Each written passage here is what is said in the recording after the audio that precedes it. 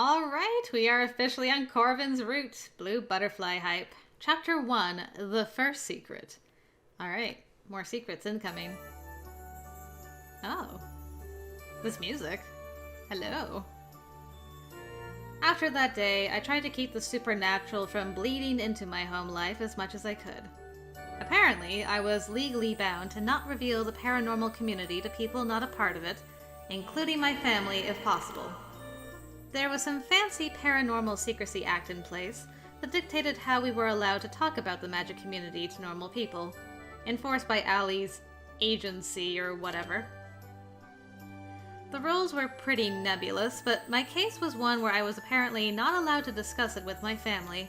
The only exception was accidental exposure. Oh! Verly, I hear the scribbles. I hear the scribbles. I've been told about the scribbles. I've been told about the phone. Okay. Things are happening. There it is! Journal! We have a journal, everybody! Oh. I cannot read this. Girl, do you know that this is not normal? Is this gonna be, like, unlocked? Or is she writing in some kind of weird Elvish? Okay. Corvin Beltran, a wizard I now go to school with. Still don't know much about him, really. He's kind of ditzy, and he has a creepy black grimoire that looks evil. Apparently, normal people can't see it. Or at least they can't pay attention to it, from what Allie said. Whatever that means. Magic is weird. Magic is weird. No, that's just random gobbledygook. Great. The NPRA is the organization that handles paranormal stuff in the United States. The National Paranormal Regulation Agency or something. The local agency works sort of like a supernatural police department. They have several smaller departments within the organization which handle things like investigations and other things. Some students also intern there and help them out. There are rules covering everything from how cryptids interact with humans to whether or not we can tell people about ourselves. A lot of the rules seem kind of vague. I don't know how they enforce them. I don't really want to find out either. Anyway, all cryptids have to register, so I assume they've already started some kind of file on me now. Bleh. Spriggans are a type of fairy, sometimes associated with the Unseelie Court. They're pretty ugly and can change their size at will, sometimes causing people to think they are the ghosts of giants. They're not usually particularly nice, and will play unpleasant pranks on humans they encounter. Good to know. Okay. I think we can assume that this will all... yeah. This is just hiding knowledge. Okay. Cool. I'll have to remember that, I guess. I wasn't really sure how I'd accidentally tell my parents that I was Fae, but I really didn't want to be accidentally exposing anything to my parents. Ever. Those two words just weren't a good combo. In any case, intentional exposures were definitely out of the question. If I tried to explain it to my parents, they'd just think I was nuts anyway. Whose parents wouldn't? Other than Elliot's. Apparently they knew about him for some reason and were okay with it. Nice. I mean, to be fair, if my child came and told me, I'm an infected vampire now, I'd be like, sweet! Can you do the same to me? So maybe they're crazy like me. My parents were slightly less relaxed about that kind of thing. I mean, I assumed. Based on past experience and all. Good point. Besides, there was also Spencer to contend with. He was an entirely different problem, and he didn't need any more ammunition to use against me.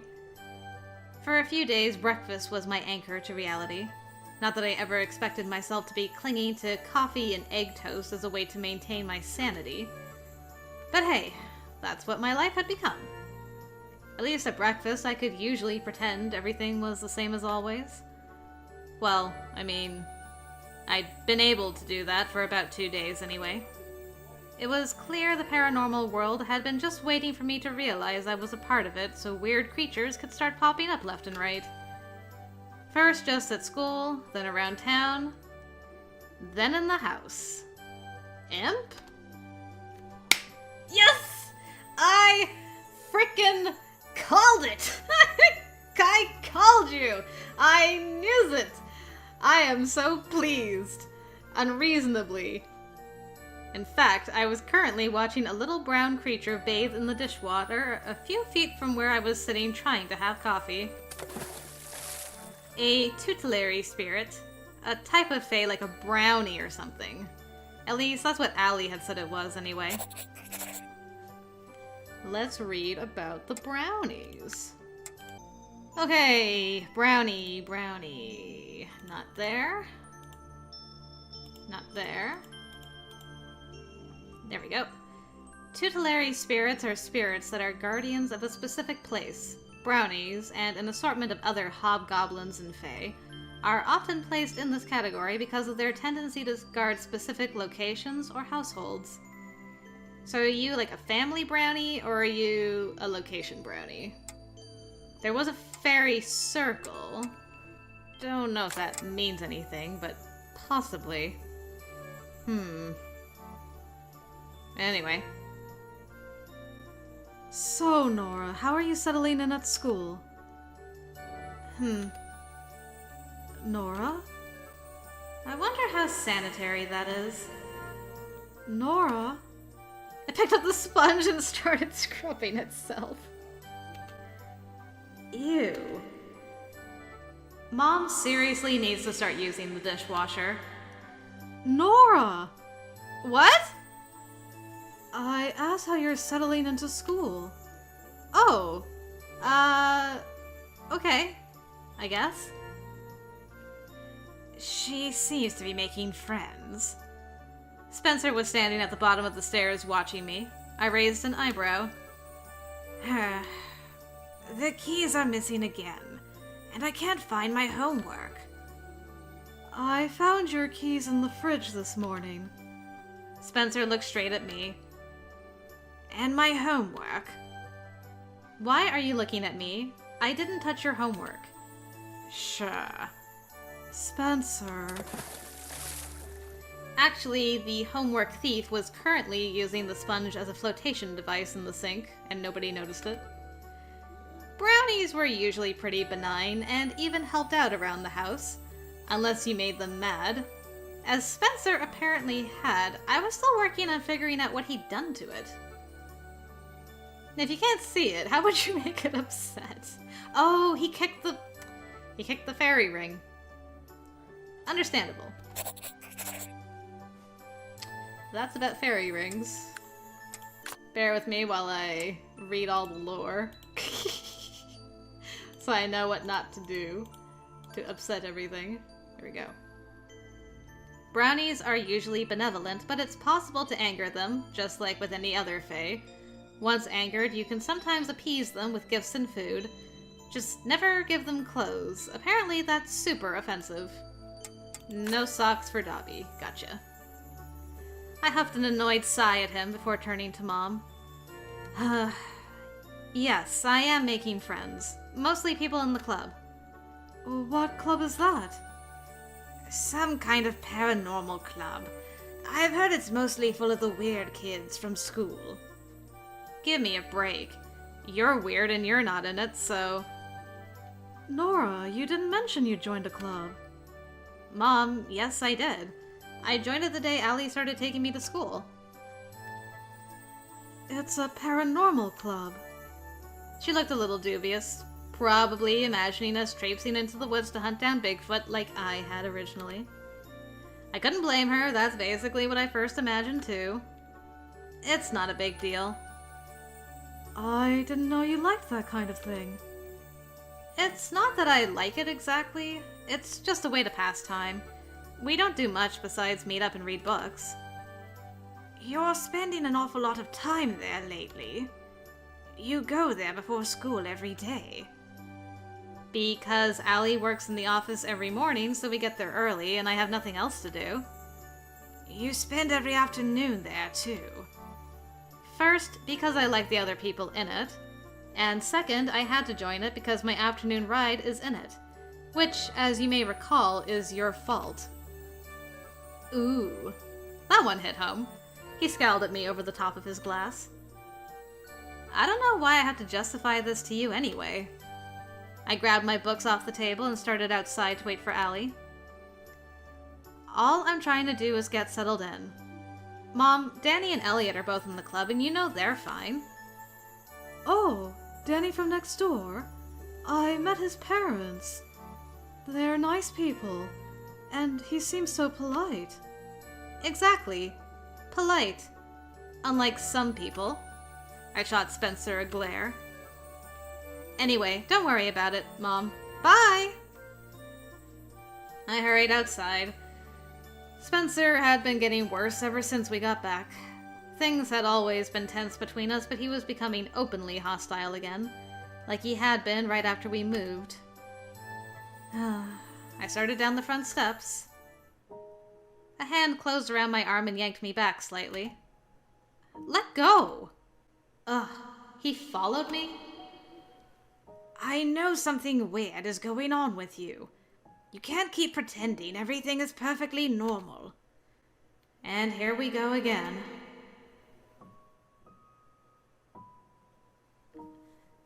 Well, I'm not gonna lie to you, twin.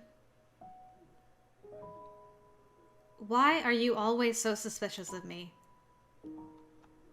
Why are you always so suspicious of everything I do? If I didn't join a club, you'd probably find that suspicious too. A flash of movement on the top of the fence caught my eye, and I did a slight double take at the row of little people marching along the edge. Oh. It's the friendly mushroom folk. What the... Is he carrying a mushroom? Is that even a he? I tipped my head slightly to the side. Hadn't seen those ones before. Because you act suspicious, Nora. Sneaking out at night, staring off into space, muttering to yourself. We've only been back a couple of weeks, and you're already acting weirder than ever. I immediately snapped back into focus and looked at him. How had he even noticed all of that? I thought I was being careful. Though I had just been staring off into space, I guess. He's your twin and your brother. He knows you. But how does he know about the sneaking out at night? It's only happened twice. When was the second time? I know something is going on, Nora. I'm going to find out what. Nothing is going on except you being paranoid. Spencer gripped my upper arm tightly as I tried to pull away. I don't know how long you think you can keep this up, but eventually you're going to make a mistake. You're hurting me, and I don't know what you're talking about. Allie drove up just in the nick of time and tapped her horn? It gave me the opportunity to pull away from Spencer. I hurried away from him without another word. Nothing I could say would convince him anyway. Halfway to Allie's car, I glanced back to see him staring after me with the customary scowl. I made a face at him like the mature young adult that I was. He was suspicious, but I didn't have to let on that I was worried about it. He'd been suspicious of me for 5 years, and nothing had come of it. The more normal I acted, the more it would throw him off. Hopefully. Well, at least the sad sibling music is over. Arguing already this morning? We're always arguing these days. I've noticed. Is everything okay, though? Well, I wasn't sure how to tell her that he was already suspicious about the club. If the others found out he was, I wasn't sure what would happen. Did it count as accidental exposure if your creepy twin stalked you around until he figured things out? And what would happen to him if he found out the truth? Elliot's family knew and they were okay, but I'd gotten a stern warning about telling mine. I didn't know that much about the rules, and it wasn't exactly something I could ask without it being suspicious. There was that agency to contend with. What did she call it? Something about paranormal management, I think. I wasn't ready to find out what they did to people who learned too much about the paranormal community. For now, I just keep quiet. At least until I came up with a way to safely bring it up. Everything's the same as always, I guess. You sure? I'm here if you need to talk, or just need someone to smack Spencer upside the head and straighten him out. Thanks. I appreciate it. I'm heading to the office. I know the drill by now. Going to the club room. Yup. Good luck with your reading. Good luck with your paper filing. The two of us split up and I headed toward the stairs alone. The school was usually pretty quiet at this hour, except a few groups that met up in the mornings instead of the afternoon. Our club was typically pretty empty as well. If anyone was there, it was usually just William or Mark. Sometimes Ewan, though he tended to leave quickly if I showed up. Thanks. The others usually read or talked softly and left me alone to do my own reading. It was quiet, and that made it a good time to use for studying up on cryptics. Fairies, in particular, now that the ever-mysterious agency had declared they thought I probably was one. I still hadn't worked out how it had supposedly happened. Supposedly, somewhere in my ancestry, someone had a fairy lover. And now, even if my parents were completely ho-hum normal people, they'd managed to have a daughter who was... not so much. Magical genetics, as it turned out, were somewhat convoluted. Car, are you eating lunch with us today? A chorus of voices broke through my thoughts as I neared a crowd of students gathered near a class up ahead. Something I didn't usually see in the morning. What's that about? I heard a familiar voice being nearly drowned out by the throng. I think I am. I promised yesterday, right, Luke? You did. I wonder why he's here so early. More than that, I wasn't sure how he'd managed to gather the usual adoring crowd from a typically near-empty school. Then again, it was Corvin. I needed to just stop questioning whatever weird thing he was up to. Ugh, and what's she doing here? Kara was one of the people surrounding him, and I realized she had been the one previously asking about having lunch together. Gross. I gotta deal with you right off the bat. I hadn't realized she was in his group. That alone was reason enough for me to steer clear. It was easier to just avoid her these days. I couldn't deal with her or her grudge against me. I tried to apologize once, and that had gone swimmingly enough that I decided to just stay out of her airspace for the foreseeable future. Kara, did you cut your hair? I did! You could tell? It looks great. It really brings out your eyes. He picked up a long lock of it and brought it to his lips as he bent his head toward her. Gross. That's unsanitary. I'll really miss your curls, but this style suits you. Kara turned bright red and looked away bashfully. It amazes me how you can say a line like that with a straight face. How about picking up a girl's hair and just putting it to your lips? Who does that? Same here. Her hair really does look good like that, though. Dang, he's right. I put her hair to my lips, too. What? It's true. She looks great, right? So you're an honest flirt like Chevalier, eh? Alright. You got scarf, you got glasses, honest flirtations. I'm picking up a vibe as well, not just the Lupin vibe.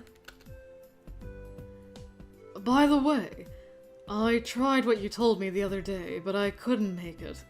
I don't think I have the upper body strength. The other boy grinned at him. You just need practice. He slung an arm around Corvin's neck, and Corvin laughed. I don't think I'm ever going to be much of a match for you. Your biceps are amazing. Okay, then. I was starting to feel secondhand embarrassment just by being in hearing range. He was always so gushy, and it was way too early for me to handle gushy. I shook my head and tried to sneak by along the opposite side of the hall. Nora! Hey, Nora! Busted. I'd nearly been past them, too. Corvin clumsily detached himself from the group so he could trot over to me. See you later, guys. The entire group stared curiously as he caught up to me. I tried my hardest to pretend I didn't see Kara scowling in my direction. Corvin fell into step alongside me for a moment before spinning around and keeping pace with me as he walked backwards down the hall. Please don't. You are not coordinated enough for this. His boots clicked softly on the tile. I wondered if I should start counting down to the moment he tripped over his own feet and gave himself a concussion on the way down. Where are you heading? To my locker, then up to the club room. He tilted his head and leaned to the side so he could peer around me, then did the same thing in the other direction. I had no idea what was going on, but he seemed almost disappointed somehow.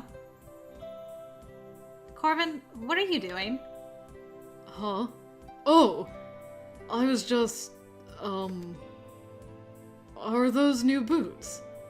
No. Oh. Well, they look great on you. And he was already breaking out the compliments.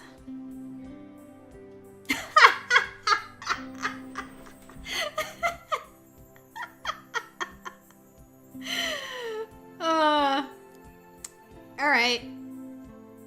Trying to figure out what kind of narcissist we gotta handle this as. Are you the kind that wants her to be different from the other girls, call you out on your nonsense, ignores you?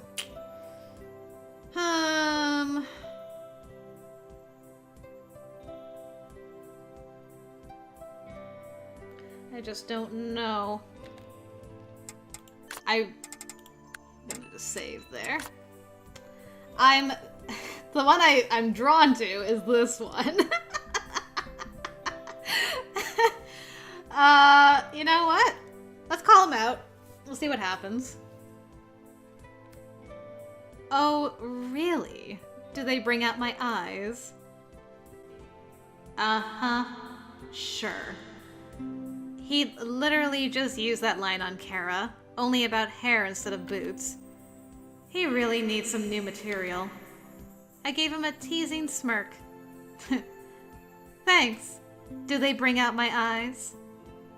He gave me a quizzical look that nearly made me laugh. No.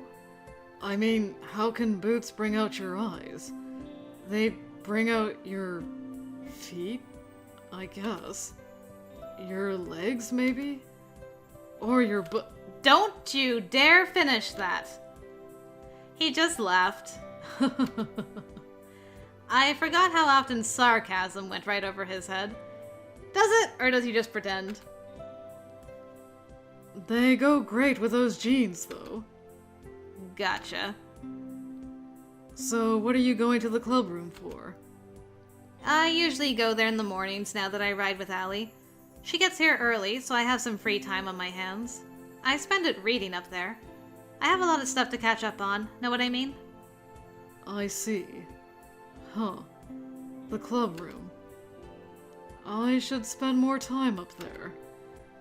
And there go my quiet mornings. Corvin struggled with quiet. Then again, by tomorrow he'd probably forget he wanted to start spending time up there anyway, so it probably didn't matter. He suddenly stopped and looked over his shoulder, a frown souring his features. I paused and looked back at him quizzically. He cocked his head to the side as if he was listening to or thinking about something difficult. What's wrong? I just remembered that I had to meet up with someone this morning. He shot me a blinding grin and jogged off down the hall toward the stairwell. See ya, Nora. Okay. Good talk? I shrugged and went to drop a few things at my locker. That had gone about how most interactions with him did, so whatever. Okay, par for the course. Maybe that wasn't the right choice, but, par for the course. I dumped my books and grabbed a few other things while I was at it. A little wiggle of shadow in my peripheral caught my attention, and I instinctively turned toward it. Nothing was there, of course. There never was. I rubbed my eyes tiredly and went back to what I was doing. I caught the wiggly movement again, and this time I thought I saw a wisp of shadow shoot left and disappear straight into the wall. No matter how fast I was, I could never catch sight of whatever those were. I rubbed my eyes again and slammed my locker door shut. Fairies I could handle. Mostly. But I didn't like spooky things as a general principle. So ghosts and shadow figures were definitely not my thing at all. Dear universe and powers that be, have a little pity on me, okay? Frowning over my shoulder, I quickly made my way to the stairwell, figuring I had about 20 minutes left to do a little reading. Though I guess research was a better word. Research about weird paranormal things that I knew were real. I sighed softly, staring up at the landing. Spencer wasn't wrong about anything he said today. The club was weird. The people in it were weird. I was weird. The last 5 years aside, now he had a legitimate reason to be suspicious of me. And I was downplaying it and even acting like he was nuts when he wasn't. I'm an awful sister. At the very least, as awful a sister as he is a brother. And that was just depressing. I started up the stairs, trying to push those thoughts aside. Right now, there was nothing I could do about it. From the moment I joined the club, it was already determined that I had to keep this secret from him. At least until Allie worked out whether he might be, I don't know, not normal, like me. And that might not be for a couple of weeks. Like she said, we had to approach him a little more gently. I mean, I kind of imagine if he's that suspicious, he's gonna follow you into that room one day and be like, what the heck? I just had to hold out until then, I suppose. And not think about what would happen if it turned out he was just a normal person and I could never tell him about any of this. That's a lot of dots, question mark, person. I hadn't gotten far when I heard something. I stopped and listened carefully. Was that a voice? Oh man, now I'm hearing voices. I glared heavenward. I literally just asked for mercy. Wait a second. That was coming from underneath me. I listened carefully for a moment. There were definitely two voices, and one of them was kind of familiar. Is that Corvin? What? It sounded like it was coming from under the stairs. Okay, I'm like, did he shrink himself and is hiding in my boot? I don't know why that was the first thought that came to my head. We're on a stairwell. Maybe he's underneath. Logical thinking. Curious, I backtracked, searching for the source. Off to one side of the stairs was a narrow space like a little corridor, just large enough to walk through. It looked like it was a sort of storage alcove. The voices were coming from in there. I hesitated. There were voices coming from what looked to be a dark, creepy place under the stairs in what was probably a haunted school. Maybe having a look wasn't such a great idea. Nope, quietly away. Doop da doop da doo. Well, our boy is not very forthcoming. And he tries to distract us, so we're going to have to be aggressive about this, I think. That or I'm on my way to my first bad end, so let's see. Eh? I knew I was probably going to regret this, but I had to look. Haunted school or not, one of the voices definitely sounded like Corvin. And he had run off so suddenly earlier. So who exactly was he meeting under the stairs? Then again, it's probably not my business. But as someone who was new to all this, I was curious. For all I knew, he was mixing up a magic brew in a cauldron or something. I dropped my backpack near the foot of the stairs and crept forward. The voices were too muffled for me to make out what they were saying, but there were definitely at least 2 people. I wrinkled my nose as I peered around the corner. Oh. It was quite dark, no cauldrons or magic brews to be found. In fact, from what I could see, the space was mostly used to store cleaning supplies and boxes. Okay, there's our boy. At the very back, in the shadows, I spotted a familiar head of white blonde hair. I could now tell the other voice I was hearing was feminine. Oh, good grief. That's what I'd been hearing? Gross. Meet up with someone, indeed. I heard muffled groans and instantly regretted checking out the voices. I don't think it's what you think it is. Ew. I'd known Corvin was a flirt, but ew. There were places for that kind of thing. Under the stairs at the school was not one of them. At the very least, he should have some respect for the girl and take her somewhere that wasn't all spidery. You should pop in there and be like, this is unacceptable conditions. Well, whatever. I was kind of disappointed I hadn't found a spooky cauldron. But now that I knew it was nothing interesting, I was going to leave and pretend I didn't see a thing. I didn't get far, though. The girl raised her voice, blubbering something incoherent. She didn't just sound upset, she sounded panicked. Even scared. I couldn't make out any words, but whatever was happening didn't sound okay. While I was deliberating if maybe I should just go get a teacher to handle this, the girl let out a yelp that sounded distinctly like one of pain. There was the scuffling of feet, then what sounded like a struggle. Something heavy fell over. I mean, a struggle might not sound much different than a tryst, but whatever was happening back there, it didn't sound like they were having fun. I carefully peeked around the corner just in case. A stack of boxes in the back tripped over and scattered. It was pretty dark, but I could see... Wait. Was he pinning her down? I could just make out their shapes on the floor against the far wall. It looked like he was holding her down by the shoulders with one hand. She was definitely trying to get away. Oh, hell no! Wizard or not, that was not okay! I stepped into the shadows, ready to go yank that creep off her and punch him in his perfect nose. Ah, so you noticed his nose. A strange swirl of cold air snaked its way past me, stopping me in my tracks. Oh. A barrier. A bright flash temporarily blinded me. I staggered back, one hand to my eyes. When I opened them again, the girl was curled up in a fetal position, and Corvin was crouching over her. Green spots swam before me as I rushed back to where they were and wrenched him away.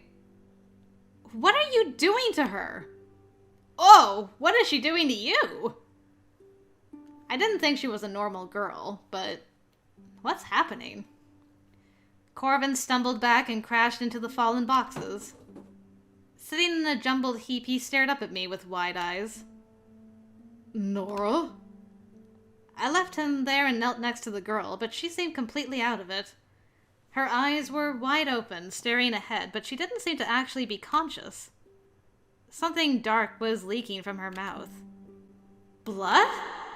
Hey, are you okay? Behind me, I heard the sound of Corvin getting to his feet.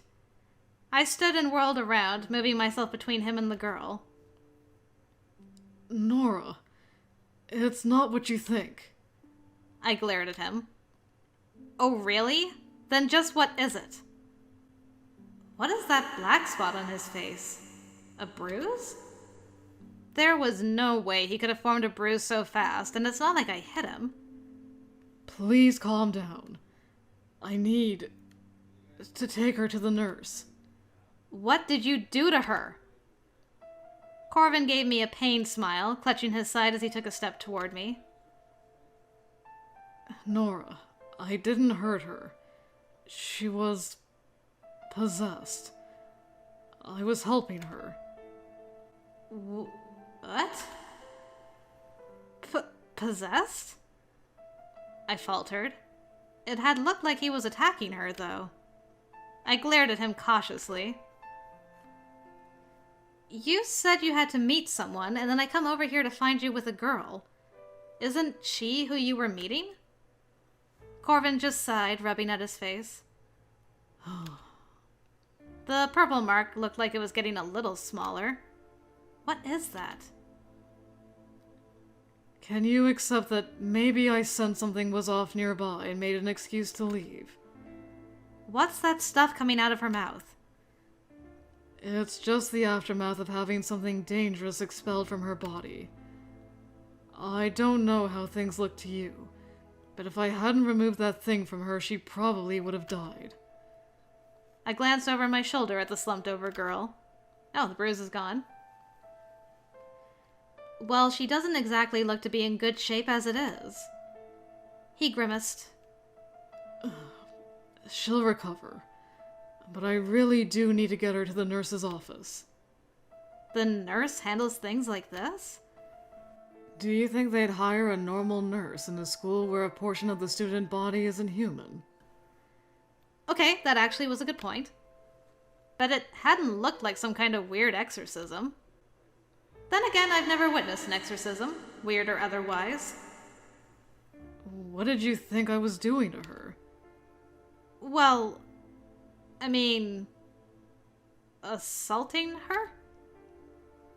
Is that really the sort of guy you think I am?